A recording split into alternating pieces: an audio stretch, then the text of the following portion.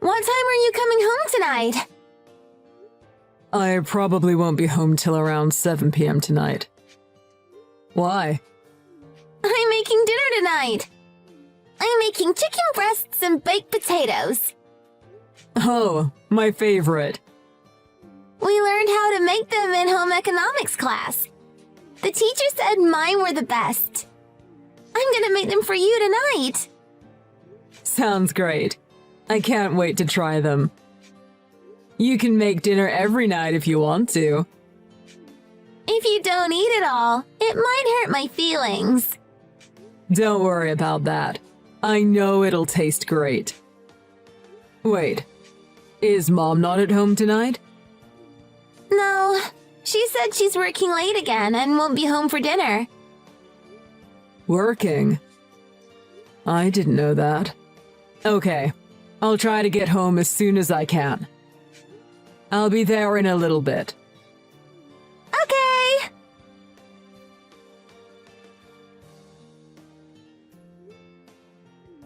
What is it? I'm busy. Are you doing overtime again tonight? Yeah, so what? Becky, you promised me last night that you'd be home early today. I thought we were gonna try not to have Lisa home by herself any more than necessary. I said something like that? I don't remember that.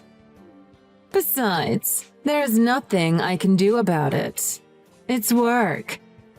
Working moms are busy. Don't give me that. We're both busy. We talked this out the other day. We said we were gonna start being around more for Lisa. Huh? Hey, don't try to make me out to be the bad guy here. That's not what I'm doing. We decided together that we'd both try harder. You've been doing a lot of overtime these past few months. And you've been making Lisa do the housework too, haven't you? She's still in junior high. She should be studying or out playing with her friends. Not home doing the laundry and cooking dinner for us. What's the big deal? If you've got a problem with it and don't want her to be alone, why don't you quit your job and stay home? And have us all live off of your income? You're a temp worker. Your income isn't even stable. Oh, and now you're looking down on me just because I'm a temp worker? You're a hypocrite, you know that? You wanted me to get a job, and now that I have one, you still look down on me. You're an idiot. I'm not looking down on anyone. You told me to quit my job, and I'm just telling you that that's not possible. I'm simply stating a fact. And you know that you don't put any of the money you make towards the family or the bills. If I quit working, there's no way we could keep on living. Well, it takes a lot of work to raise a child, and I had no choice but to become a temp worker. Maybe if you quit your job and stay home, I can find us a nice full-time job and support us, huh? Well, anything's possible. I've been wanting to tell you this for a while. A woman doesn't want to be supported by her man. She wants to be able to support herself financially. That means I don't want to be stuck at home having you tell me what I can and can't buy because of our budget. I'm gonna make my own money and spend it on whatever I want, whether you like it or not. You need to understand that. I'm not quitting my job to be home with Lisa. Okay, I understand. I just wanted to do what I thought was in the best interest of our daughter. If you want to work late and not be home when she's there, I'll try to come up with another way to make this work. Oh, I just remembered something I have to tell you. You know that debate that Lisa's taking part in this week after school? Well, I guess there was a basketball tournament accidentally scheduled for the same day, so they can't use the gym. Her debate got moved to next week. Oh, really? Next week? I don't know if I'll be able to make it next week. I'll have to move some things around. Let's not talk about it with her until I'm sure I can make it or not. I know it'd break her heart if I didn't go to watch her. Let me try to pull some strings at work. I'll know whether I can make it or not by Friday. Don't worry. Even if you can't make it, I'll be there. She'll have someone there to cheer for her. Okay. If her debate isn't this week, I guess I'll tell my boss I'm not taking the afternoon off that day. Hopefully, I can find someone to fill in for me next week, though. Okay. I won't mention anything to Lisa about it. Dad, where are you? Now? I'm at work now, sweetie. Why? I'll be home for dinner. Whatever. I can't believe you'd cancel without telling me. I hate you. I don't want to see you anymore. What? Lisa, what happened? Did I do something wrong? What did I do? Lisa? Is Lisa at home? No. Why? Earlier today, Lisa messaged me saying she hates me. Did I do something wrong? Maybe. I don't know. But she's at that rebellious age now where it could be anything. I don't think you should worry too much about it. I think you should just try to stay away from her for a few days and give her time to get over whatever this is. I don't know. I think it'd be better if I talked to her and found out what's bothering her. I think that'll have the opposite effect and just make things worse. She's not going to like it if her father is bugging her trying to figure out the problem. Trust me, I know how girls her age feel. Just leave her alone for a few days and let me help her, okay? Maybe you're right. Okay. I'll leave it up to you. Good. I'll take care of everything. You just keep your distance from her for a while. And like I said, I'll go to her debate so you don't have to. In fact, I think it's probably better if you don't go now that she's mad at you. If you say so. It's not uncommon for a kid to tell a parent that they hate them. Kids say things they don't mean all the time. Lol. Don't worry. I guess. It's just, she's never said that to me before. That night, Lisa told me a bunch of things my wife had been doing. Most of what she told me were things that I didn't think should be coming from the mouth of a junior high student. Lisa and I agreed that we'd continue on with our daily lives for a little while, as if nothing had happened. Just long enough for me to figure out what we should do next.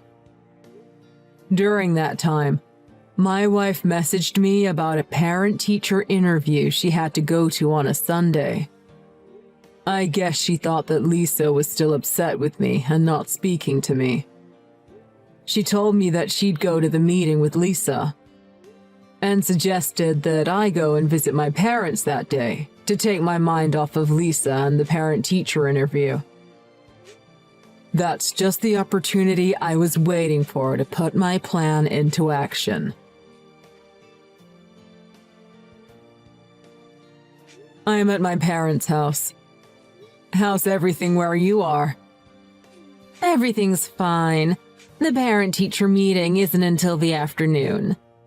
We're just relaxing at home, watching some TV. Huh? You're at home? Of course. Why wouldn't I be? Oh, I understand. You live in a hotel now? I didn't know that before. What? To tell you the truth, I'm not at my parents' right now. I'm downtown. I saw someone who looks exactly like you. Not just that. I saw her go into a hotel holding hands with a man I've never seen before, lol. She must have had a double espresso this morning, because she's looking really excited and happy. Huh? That's interesting. But I'm sure you're just mistaken. Really? 'Cause she's wearing the same suit you said you were gonna wear to Lisa's parent-teacher interview today, with the exact same dark blue blazer.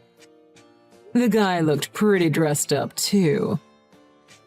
I wonder if she's planning on going to the parent-teacher interview right after leaving the hotel. If it was you doing that, I'd be really upset. I told you, that's not me. You're obviously mistaken. Don't be stupid. I see. But I'm really curious to find out. If it's not you, I think you have a long-lost twin. If you do, I don't want to miss this opportunity to reunite you two, so I think I'll just wait outside the hotel until she comes out. Don't worry about me. You just worry about not being late to that parent-teacher interview today. Okay. You want me to come out and say it, don't you? Yeah, I'm cheating on you. Who cares? Sorry. You admitted to that a lot faster than I thought you would. I couldn't stand your indirect accusations anymore.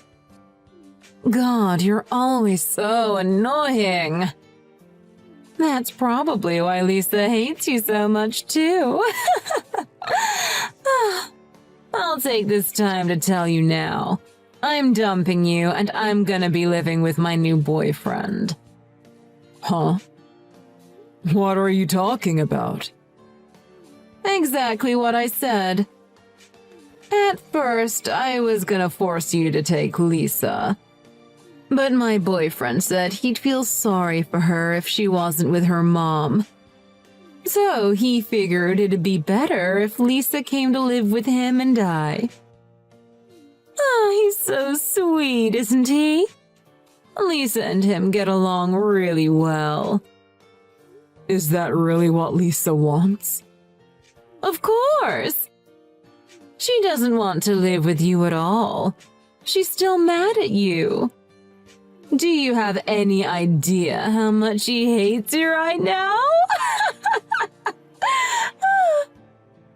Lisa is the one who told me that you'd likely be with that guy today. Huh? Do you think I'm stupid? A parent-teacher meeting on a Sunday afternoon? And by the way, Lisa said that guy was trying way too hard to be nice to her. It was creeping her out. What? And she thought it was disgusting how lovey-dovey you were being with him, too. You tried way too hard to get Lisa to like him. She knew neither of you were acting like your normal selves. Especially you. Ugh. That lousy kid. Kids aren't stupid. They can see when you're being fake. Whatever. You can both do whatever you want. I'll leave both of you then, lol. You can sue me for compensation money if you want. I don't care.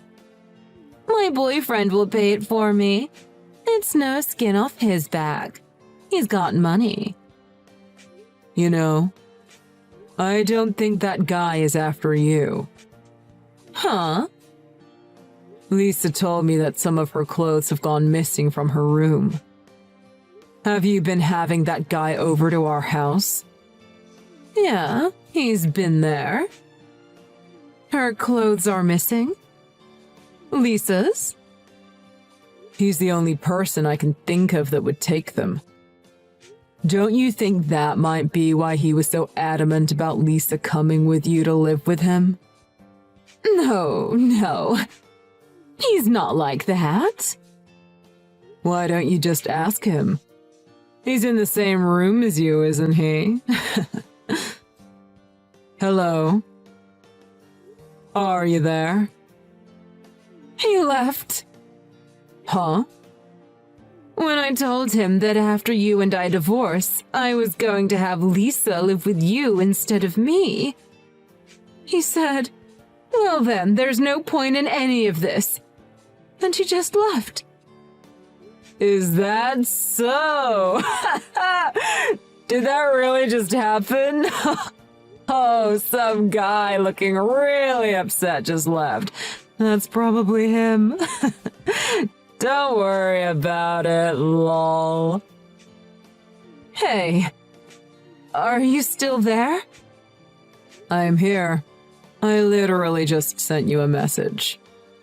No, I mean, are you still standing in front of the hotel? Yeah. Why? I'm in room 405. How about you come up here? Huh? I'm sorry I said all those bad things to you. I see that I was wrong now. I'll never act like that again. Can you forgive me? Come up here and let's talk about this. That's not possible. So just hurry up and get your butt down here. Why not? He tricked me. It's not my fault. I had no idea he was that kind of person. You're only saying that because you found out you weren't the one he was really interested in. But he said he was going to give me the glamorous life I always wanted. How could I resist? He lied to me. He's the bad guy, not me. You can't blame me. Any girl would be taken in by that. But women don't want to be supported by their man. They want to be able to support themselves financially, right? Shut up! I take back what I said before. I'm not talking about what you said before. That's what the person beside me is saying right now. Your boss at your current temp position. What? I looked into it and found out right away. The guy you were cheating on me with is your boss's husband, isn't it? I'm down here in the lobby with your boss. We were both here the whole time. She grabbed her husband as he was trying to leave the hotel. Lol. Just wait. Is she really downstairs? Mrs. Peterson? Yeah, that's why I told you to hurry up and get down here. We're all waiting for you. What? No way. I'm not going down there. You have to do something. There is no getting out of this now. Mrs. Peterson is suing both you and her husband for your affair. Oh, and you can bet that I'll be doing the same. You don't even want to imagine how much this is gonna cost you with both of us suing you. But you'll have no problem paying for it, right? Because you've been working all that overtime for the past couple months, right?